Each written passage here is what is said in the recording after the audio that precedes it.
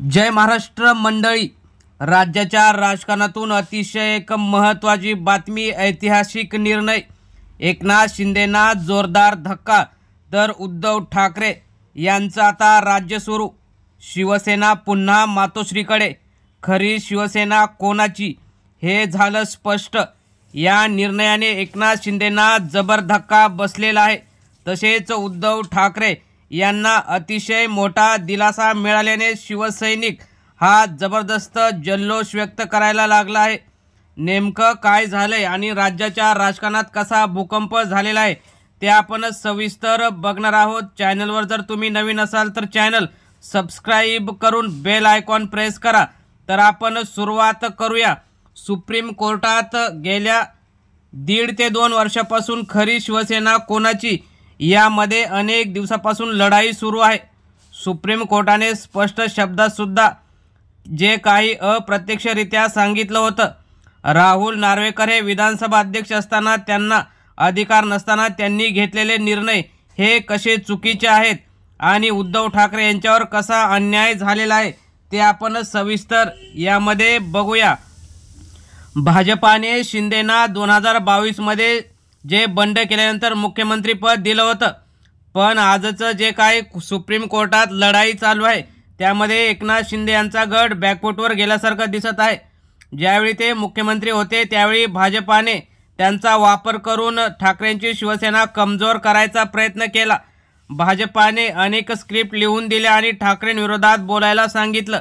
अनेक जण गद्दारी करून शिंदे गटात गेले, जे काही तिकिटासाठी गेले, काही जण हे पदांसाठी आणि निधीसाठी गेले, परंतु जे सत्य असतं ते सत्यच राहणार आणि शेवटी सत्याचा विजय होतो। राज्यात लवकरच उद्धव ठाकरे पुन्हा एकदा मुख्यमंत्रीपदी येतील अशी आता जोरदार चर्चा रंगत आहे। भाजपाने शिंदेंचा वापर करून ठाकरे कुटुंबावर घाल घालायचा प्रयत्न केला होता, पण शेवटी तो प्रयत्न उलट ठरला आणि न्यायालयाने जे काही निर्णय आता थोड्या दिवसात म्हणजेच दिवाळीनंतर जे राजकीय फटाके फुटणार आहेत त्यामध्ये शिंदेंना काहीच मिळणार नाही आणि जे काही ते ठाकरेंच्या सेनेत असताना शिवसेनेत असताना त्यांचं वजन होतं आणि जे काही त्यांचा निर्णय होते ते स्वतः घेत होते, परंतु आता भाजपाच्या दबावाने त्यांना आता काहीच करता येत नाही। सत्तेच्या गणितात एकनाथ शिंदे 2022ला जरी पास झाले असले तरी आता मात्र त्यांचं राजकीय अस्तित्व संपणार आहे। सत्तेच्या गणितात मोठा बदल घडणार आहे। उद्धव ठाकरे यांच्या बाजूने इंडिया आघाडी एकत्र येण्याची शक्यता आहे। काँग्रेस, राष्ट्रवादी, शरद पवार गट आणि मनसे सुद्धा ठाकरेंना पाठिंबा देत आहे। राज्यातील काही अधिकाऱ्यांनी सांगितले की शिंदे अजित पवार सरकार आता वेळेचा प्रश्न आहे। शिंदे गट अपात्र ठरण्याची शक्यता निर्माण झालेली आहे। कोर्टाचा आदेश आल्यावर विधानसभेत बहुमत सिद्ध करणं सुद्धा अवघड आहे। अजित पवार यांना सुद्धा पुढील काळात घड्याळ आणि पक्ष हे शरद पवारांना द्यावं लागेल असंच दिसतं। सुप्रीम कोर्टाने निवडणूक आयोगाला यामध्ये फटकारला आहे। राजकीय दबावाखाली आयोगाने चुकीचा निर्णय घेऊ नये, भविष्यात अशा घटनांची पुनरावृत्ती होऊ नये आणि यात महत्त्वाची टिप्पणी अशी केली की उद्धव ठाकरे यांचं जे धनुष्यबाण चिन्ह आहे ते निवडणूक आयोग देऊ शकतं, परंतु जे पक्ष आहे तो पक्ष त्यांचाच राहतो। निवडणूक आयोगाला किंवा इतर कोणालाही तो पक्ष शिवसेना हे नाव इतरांना देऊ शकत नाही। तसेच आता या ठिकाणी काही दिवसापासून राज ठाकरे आणि उद्धव ठाकरे यांच्या नात्यामध्ये जवळीक वाढत असल्यामुळे ठाकरे घराण्याची पुन्हा एकत्रीकरणाची चर्चा गती पकडत असताना मनसे कार्यकर्त्यांनी आज ठाकरेंच्या विजयाचं स्वागत केलं। सुप्रीम कोर्टाने हा जर महत्त्वाचा निर्णय दिवाळीनंतर लगेच दिला तर महाराष्ट्रात नव्या राजकीय अध्यायाची सुरुवात होणार आहे। 2 वर्षापासून सुरू असलेला शिवसेना वाद आता लवकरच संपणार असून खरी शिवसेना पुन्हा उद्धव ठाकरेंकडे येणार आहे। तसेच शिंदे अजित पवार यांच्या युतीचा अंत जवळ आलेला दिसत आहे आणि राज्यात पुन्हा ठाकरे युग परत येण्याची शक्यता प्रबळ झाली आहे। त्यामुळे राज्याच्या प्रत्येक कानाकोपऱ्यात आता एकच आवाज येतोय, शिवसेना खरी ठाकरेंची, पुन्हा ठाकरे राज। त्यामुळेच गेल्या काही दिवसापासून जसं की एकनाथ शिंदे आणि भाजपा यांच्यात जे शीतयुद्ध सुरू आहे, अनेक ठिकाणी भाजपा आणि शिंदे गटाचे नेते असतील किंवा कार्यकर्ते यांच्यामध्ये वाद रंगलेला आहे।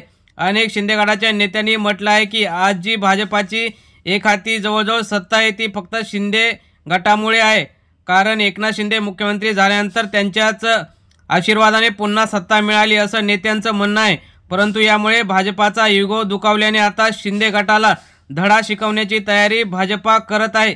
गेल्या अनेक दिवसापासून शिंदे हे मौन बाळगून आहेत आणि ज्यावेळी विधानसभा निवडणुका झाल्या त्यावेळी त्यांना मुख्यमंत्री पद पाहिजे होतं, परंतु दिल्लीतून भाजपाने आदेश दिला आणि त्यांना मुख्यमंत्रीपदी विराजमान न होण्याची सूचना केली। तसेच त्यांना उपमुख्यमंत्री पद सुद्धा नको होतं, परंतु भाजपाच्या दबावाने त्यांनी ते पुन्हा पद घेतलं। कारण भाजपा पुन्हा शिंदे गटात राजकीय भूकंप घडून उदय सामंत यांच्यासोबत अनेक आमदार जे काही पाठवून पुन्हा शिंदे गट फुटावा अशी भाजपाची रणनीती तयार झाली होती। त्यामुळे शिंदेंनी जे काही उपमुख्यमंत्री पद आहे ते घेतलं आणि राज्याच्या राजकारणात पुन्हा एकदा शिंदे बॅकफूटवर गेले होते। परंतु इकडे उद्धव ठाकरे आणि राज ठाकरे एकत्र आल्याने पुन्हा ठाकरे बंधूंची जोरदार चर्चा राज्याच्या आणि देशाच्या राजकारणात सुरू झाल्याने पुन्हा एकदा शिंदे गट आता काय करतो याकडे लक्ष लागलेलं आहे। सुप्रीम कोर्टात जी सुनावणी आता गेल्या आठवड्यात झाली त्यामध्ये सांगितले की जो काही अंतिम निर्णय आहे तो 2 नोव्हेंबर म्हणजेच आता येणाऱ्या 8 ते 10 दिवसामध्ये शिवसेना कोणाची हे जवळजवळ स्पष्ट होईल आणि त्यामध्ये ठाकरे यांचा विजय निश्चित मानला जातो। कारण 10व्या परिशिष्ट नियमाप्रमाणे जे काही आमदार गुवाहाटीला गेले होते त्यांनी जे काही नियम आणि कायदे मोडून ते शिंदे गटात दाखल झाले होते, परंतु राहुल नार्वेकर यांनी त्यांना अपात्र न ठरवता तो गट वैध असल्याचं सांगितलं। तसेच निवडणूक आयोगाने सुद्धा गेल्या काही दिवसांपूर्वी शिवसेना पक्ष आणि चिन्ह हे एकनाथ शिंदेंना दिलं, परंतु शिवसेना हे नाव देण्याचा त्यांना अधिकार काहीच नसून सुद्धा त्यांनी पक्ष दिल्याने उद्धव ठाकरे यांच्यावर अन्याय झाला होता। परंतु जेव्हापासून गवई हे मुख्य सरन्यायाधीश झाले आहेत त्यांचा संविधानावरील जो असणारा तगडा विश्वास आणि त्यांचे न्यायदान देण्याची प्रक्रिया यामुळे आता उद्धव ठाकरेंना न्याय मिळेल अशी अपेक्षा व्यक्त केली जात आहे। त्यामुळेच गेल्या काही दिवसापासून जी सुनावणी चालू होती ती पुढे ढकलण्याचा प्रयत्न एकनाथ शिंदे यांच्या गटाच्या वकिलांनी केला, परंतु कपिल सिब्बल यांनी जो काही युक्तिवाद केला त्यामध्ये त्यांनी म्हटलं की जो निकाल असेल तो लवकरात लवकर देऊन टाकावा। संविधानाची आणि लोकशाहीची चेष्टा जे काही मांडली आहे ती बंद करावी। त्यावर सुप्रीम कोर्टाने सुद्धा सांगितलं की पुढील 1 या 2 ज्या काही सुनावणीमध्येच फायनल जो अंतिम निर्णय असेल तो देऊ आणि लवकरच ही सुनावणी येत्या 8 ते 10 दिवसात होणार असून एकनाथ शिंदेंना जबर धक्का बसण्याची शक्यता वर्तवण्यात येत आहे।